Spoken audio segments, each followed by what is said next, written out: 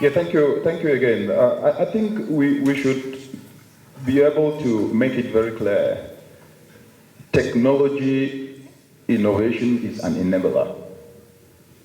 I think we need to make that very clear. And because it is an enabler, it is enabling something to function optimally and create opportunities. And here we're talking about the entire agro-value chain. So why I'm bringing this up is that the entire agro-value chain is not necessarily about production. We're talking, if it was about production, we would not be losing 48 billion US dollars.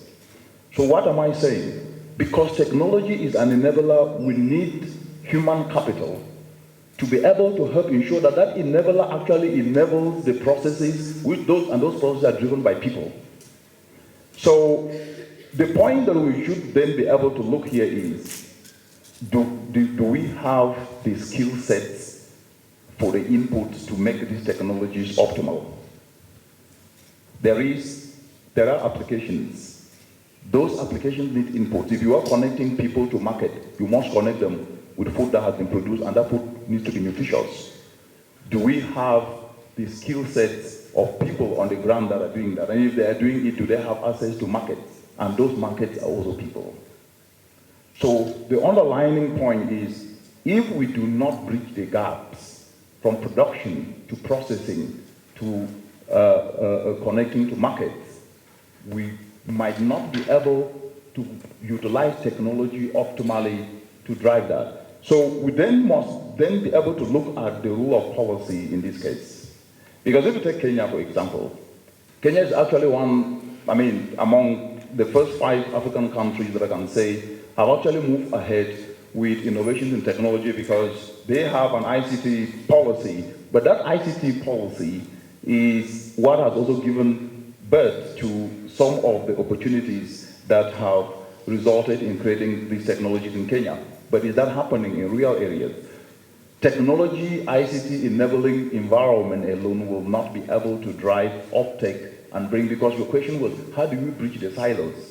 To bridge the silos, the application cannot only be functional to help people in urban or peri-urban areas.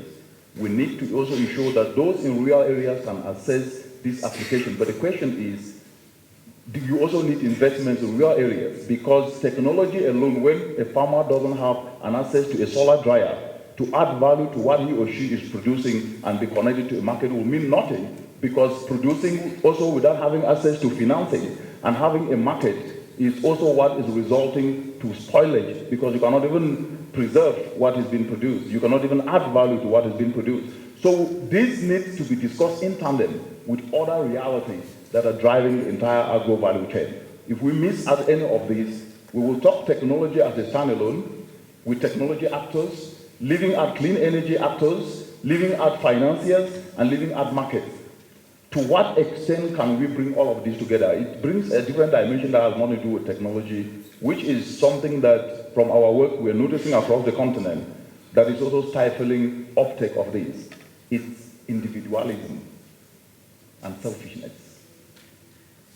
When you look across the continent, you will notice that there is no absence of ideas and innovations. But what has been absent is that if she has an idea and she's already working with it, it is quite very difficult, I'm not talking you in this case, about you in this case, it is quite difficult for her or him to combine her skill and ideas with another person towards addressing a common problem. And that selfishness is what, if we don't address it, we might not be able to actually bring this to scale and address and reverse the post-harvest losses that are costing the continent $48 billion US.